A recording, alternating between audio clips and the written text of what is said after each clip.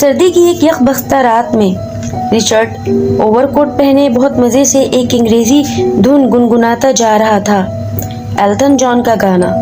वो अपनी हेड को बार बार टच करता है। स्मोकिंग जो उसकी फेवरेट हॉबी थी, वो स्ट्रीट लवर था। उसे सर्दियों की ठंडी रातों में ऐसे लंबे लंबे रास्तों को अकेले तय करना बहुत पसंद था। रोड के सीधे हाथ की जानिब कुछ लड़के नशा करने में मसरूफ थे। वहाँ सामने से एक लड़की खुद को ढांपे तेज तेज आ रही थी। अचानक उसको उन लड़कों ने घेर लिया और तंग करना शुरू कर दिया था। रिचर्ड, जो सब तमाशा देखते हुए उनके करीब पहुंचता है और उस लड़की को हाथ पकड़कर कहता है, लॉरा, तुम इस वक्त आ रही हो, चलो। नाराज होकर घर से ऐसे कौन जाता है। वो लड़के अब उससे पीछे हट जाते हैं। वो अब आधे फरलॉन्ग क्रॉस कर गए थे। वो उससे मुखातिब होता है, मोहतरमा, मैं शदीद माज़रत ख्वाह हूँ कि आपको मैं जानता नहीं। वो सिर्फ इट्स ओके कहती हुई बाएं जानिब मुड़ गई। इस कदर सख्त महरी का रवैया था जैसे रिचर्ड को ऐसे रवैये की उस लड़की से हरगिज उम्मीद ही नहीं थी। अरे जाते जाते अपना नाम ही बताती जाती। खैर चलो, कोई बात नहीं। स्ट्रीट क्राइम सर्दियों में अक्सर बढ़ जाया करते हैं। वो दूर तक पैदल चलकर पूरा इलाका घूम कर वापस आ रहा था कि अचानक उसे 2 लाशें नजर आईं। वो तो डर गया। अभी तो 4 लड़के नशा कर रहे थे और अब इनमें 2 गायब हैं। लगता है एक दूसरे से हाथापाई में 2 बच गए, 2 मर गए। अब वो जल्दी जल्दी अपने घर के जाने कदम बढ़ा रहा था। वो एक ओल्ड अपार्टमेंट के फ्लोर में रहता था। उसका 2 कमरों का अपार्टमेंट था जिसमें वो अकेला जिंदगी गुजार रहा था। अक्सर ऐसे ही रास्तों को नापने निकल जाया करता था। वो एक अखबार वाला था जो सुबह सवेरे घर अखबार डाला करता था। आज अखबार के मेन सफ़े पर 2 पुरस्कार कत्ल, ना चाकू ना जिस्म पर कोई निशान, बस उनकी आंखें गायब थी। एक अजीब सा खौफ व हिरास फैला था। बेंगलोर 405 स्ट्रीट पर आज चौकीदार गायब था और घर के अंदर से कुत्ते भौंक रहे थे। उसने अखबार डाला और आगे निकल गया। वो साइकिल पर अखबार डाला करता था। काम से फारिग होकर वो कैफ़े में कॉफ़ी पी रहा था। साइड टेबल पर उसे रात वाली लड़की नज़र आती है। वही लिबास, फुल कवर, हल्का सुरमई रंग। वो अब अपनी टेबल से उठता है और उसकी टेबल पर पहुंच जाता है। मैडम, प्लीज़ मे आए? उसने सवालिया नज़रों से उससे पूछा। वो बोली, एक्सक्यूज़ मी, मैं तो जा रही हूँ, अगर आप बैठना चाहते हैं तो श्योर। नहीं, ठीक है, मैं भी जा रहा हूँ, लेकिन प्लीज़ आप अपना नाम तो बताती चलें। मेरा नाम, वो मैरी है मेरा नाम। वाओ, ब्यूटीफुल, बहुत खूबसूरत नाम है आपका। और आप कौन हैं? वो बाहर निकलते बड़े उजलत से उससे पूछती है। जी, मेरा नाम रिचर्ड है। नाइस, अच्छा है, चले। जी, मैं भी बस जा ही रहा हूँ, मेरा अखबार डालने का काम है। और हाँ, याद आया मैरी, मैं ज़रा जल्दी में हूँ। वो एक तेज़ी से कहते हुए ये अल्फाज निकल गई। शाम को समंदर की ठंडी ठंडी लहरों का मज़ा लेता हुआ वो वहाँ टहल लगा रहा था। 2 लड़के वहाँ सेल्फी ले रहे थे। उनमें से एक बोला, प्लीज़ सर, क्या आप हम दोनों दोस्तों की तस्वीर खींचेंगे? रिचर्ड बोला, वाई नॉट, श्योर, लाएं अपना फ़ोन दें। वो दोनों बहुत हैंडसम नौजवान थे। जी, हो गई, थैंक यू। मुझे रिचर्ड कहते हैं। जी, मुझे एन कहते हैं। और ये लॉर्ड्स हैं। वेल गुड, बहुत अच्छे नाम हैं दोनों के। गॉड आप दोनों की दोस्ती को सलामत रखे। ओके बॉयज़, कहता हुआ वो आगे निकल गया। शाम बहुत गहरी हो रही थी और वो सोने के लिए अपने ओल्ड अपार्टमेंट की तरफ रवा दवा था। अचानक कोई उससे टकराया। वो धड़ाम से नीचे गिरा। भी संभला नहीं था कि कोई बहुत तेजी से एक जानिब भागा।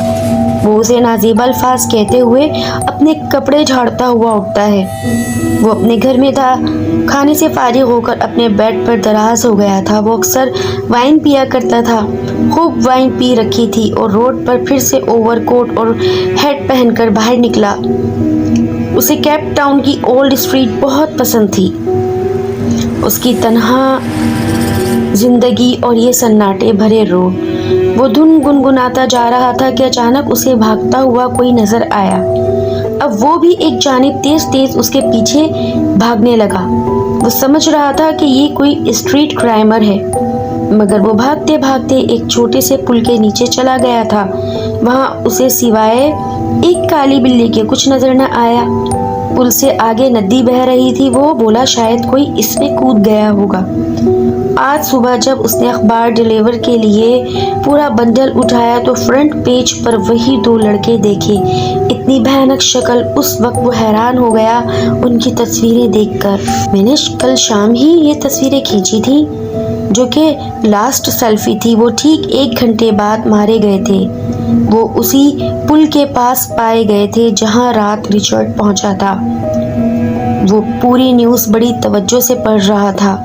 केप टाउन की ओल्ड स्ट्रीट अब किसी मारवाई मखलूक की जद में थी। ये दो लड़कों के जोड़े मारना और आंखें ना होना एक गहरा मुअम्मा थी। अब वो भी बहुत मोहतात हो गया था कि कहीं खुद उसके साथ कोई हादसा ना हो जाए और वो भी किसी न्यूज़पेपर के फ्रंट पेज का हिस्सा ना बन जाए। आज वो कैफेटेरिया में बैठा हुआ कॉफ़ी के सिप भर रहा था कि उसे आज इज़ाबेल बहुत याद आई, जो उसकी 9 उम्र की मोहब्बत थी। वो उसके साथ कितना अच्छा प्यार भरा वक्त गुजारा करता था। वो अक्सर उसे शाम के वक्त समंदर पर टहलते हुए मिला करती थी। बेहद खूबसूरत भूरी आंखों वाली इज़ाबेल। वो उसे दिलो जान से चाहता था। वो भी उसे पसंद करती थी। इज़ाबेल का ताल्लुक एक क्रिश्चियन फैमिली से था, जबकि रिचर्ड एक ज्यूस फैमिली से ताल्लुक रखता था। दोनों के पेरेंट्स आपस में नए इत्तेफाकी के बाइस ये रिश्ता मना कर चुके थे। इज़ाबेल अब केप टाउन को छोड़कर जा चुकी थी और जब से लेकर आज तक रिचर्ड इन्हीं गलियों में हर रोज रात को लंबे लंबे सफ़र पर निकल जाया करता है। रिचर्ड अब 50 साल का हो चुका था। उसने अपने माँ बाप के गुजर जाने के बाद तन्हा ही जिंदगी का सफ़र जारी रखा। आज उसे मैरी फिर नज़र आ गई थी। उसे मेरी में एक अजीब सी कशिश नज़र आती थी। वो फौरन टेबल पर कॉफ़ी के रुपए रखता है और तेज़ी से मैरी के पीछे हो लेता है। मैरी बहुत तेज़ कदम भर रही थी और बिना इधर उधर देखे सीधे जा रही थी। रिचर्ड इतना तेज़ चलने का आदी नहीं था। वो अपनी साइकिल कैफेटेरिया के बाहर खड़ी ही छोड़ आया था।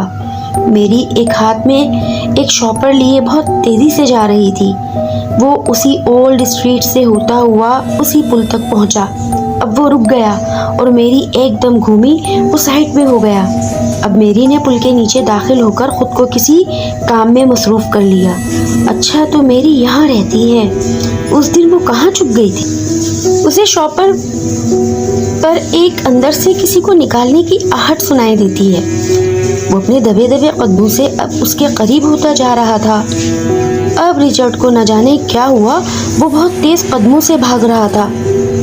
अगली सुबह मेरी उसे अपने अपार्टमेंट के नीचे खड़ी हुई नज़र आ गई और बोली, रिचर्ड, तुम अपना कुछ वहाँ भूल आए हो। वो एक अखबार उसको देते हुए कहती है। रिचर्ड के हाथ काँप रहे थे। वो कहता है, सॉरी मेरी, मैं वो असल में वो कहती है, रिचर्ड, तुमने जो देखा वो भूल जाओ। बस इतना याद रखना, मैं तुमको अभी तक कुछ नहीं बोली हूँ। मैं तुमको भी मार सकती हूँ। फरेब मेरी आदत नहीं है। तुमने उस रात मेरी जान बचाई। मैं आज तुम्हें सिर्फ उसके पीछे माफ़ कर रही हूँ। अगर आइंदा मेरा पीछा किया तो तुम्हारा हशर उन्हीं अखबार में छपी हुई तस्वीरों की तरह होगा, याद रखना। वो कहता है, मेरी तुम कब तक ऐसा करोगी? आज तक कभी ऐसा नहीं हुआ जो तुम कर रही हो। आखिर को तुम भी पकड़ी जाओगी और फिर ये फरेब तुम्हें बचाने फंसाने के काम आएगा। मुझे धमकी मत लगाओ। वो एक खौफनाक बिल्ली बनकर जंप लगाती हुई रोड क्रॉस कर जाती है और रिचर्ड की आंखें खुली की खुली रह जाती हैं। ये कौन है? उस दिन के हादसे के बाद रिचर्ड ने रात को सन्नाटों में निकलना छोड़ दिया था और अगली सुबह वो केप टाउन और उनकी ओल्ड स्ट्रीट को खैरबाद कहा जाता है। उसे अच्छी तरीके से याद था कि उसने मैरी को उस शॉपर में से एक नौमौलूद बच्चे को निकालकर उसकी 2 आंखें खाते देखा था और उसके बाद उसने वो बच्चा उस नदी में फेंक दिया था। जो काम उससे कोई ना करवा सका उसका फरेब करवा चुका था। वो नागहानी मौत का शिकार होना नहीं चाहता था कि जिसे कोई इंसान पकड़ ही ना सके।